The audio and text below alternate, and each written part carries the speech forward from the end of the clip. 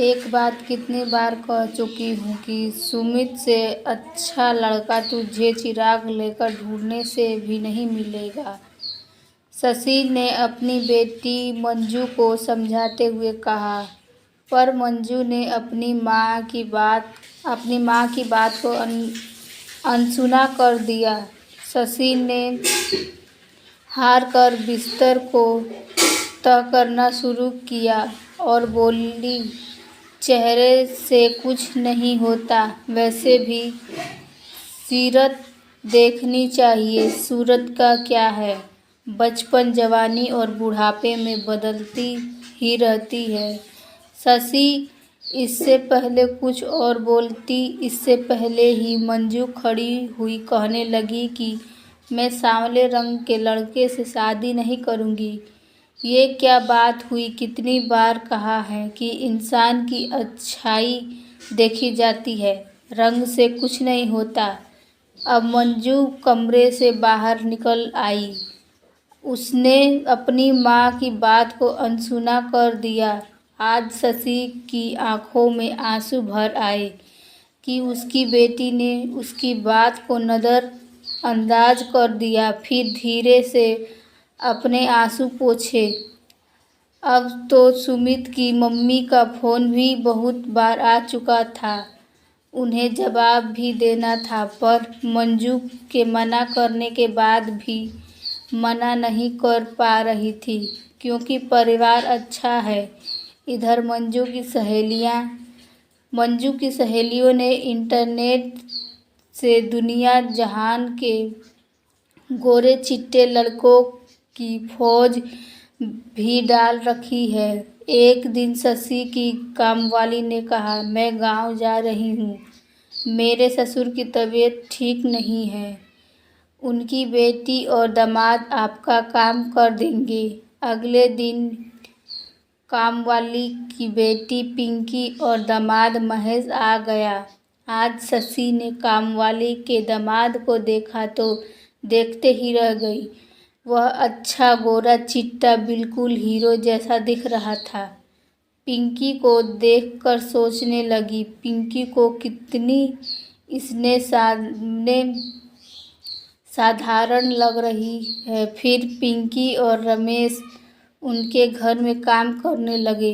फिर पिंकी को देखकर मंजू बोली, देखो माँ, आप मेरे लिए कैसा लड़का ढूंढ रही हैं। पिंकी का पिता को कितना सुंदर। और फिर शशि ने कहा, कितनी बार कहा कि गोरा काला कुछ नहीं होता, शक्ल सूरत से नहीं जांचा कर। फिर मंजू भी कहने लगी, लोग सुंदर लड़कियों को पसंद करते हैं। सुमित की माँ ने भी तो मेरी सुंदरता को देखकर पसंद किया है। शशि जी ने कहा, ये तुम्हारी गलतफहमी है। तू जो सड़क के कुत्तों का इलाज कर रही थी और गायों को गौशाला में देखभाल कर रही थी, तभी उन्होंने देखा था। उन्होंने तुम्हारी सेवा भगवान को देखकर पसंद किया है, न कि सुंदरता को। समझ आया कि नहीं? वह तुम्हारे गुण देखकर ही प्रभावित हुए हैं, इसलिए तुम्हें बहू बनाना चाहते हैं। तभी रसोई घर से पिंकी की रोने की आवाज़ सुनकर शशि जी और मंजू दोनों घबराते हुए आ गईं। पूछा कि क्या हो गया, तुम रो क्यों रही हो? वह ऐसे फूट फूट कर रो रही थी जैसे उसे बहुत दर्द हो रहा है। फिर माँ बेटी दोनों ने पूछा, ऐसा क्या हो गया कि तुम इतनी रो रही हो? अब उसके सिर पर हाथ फेरते हुए शशि ने कहा, हम भी तेरे अपने हैं।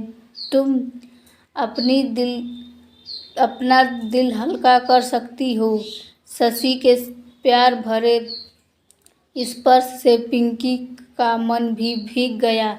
फिर मंजू ने नल बंद कर उसके गले में हाथ पकड़कर पूछा, आखिर क्या हुआ है? वह सिसकते हुए बोली, एक दिन ऐसा नहीं जाता कि महेश मुझे पीटता ना हो।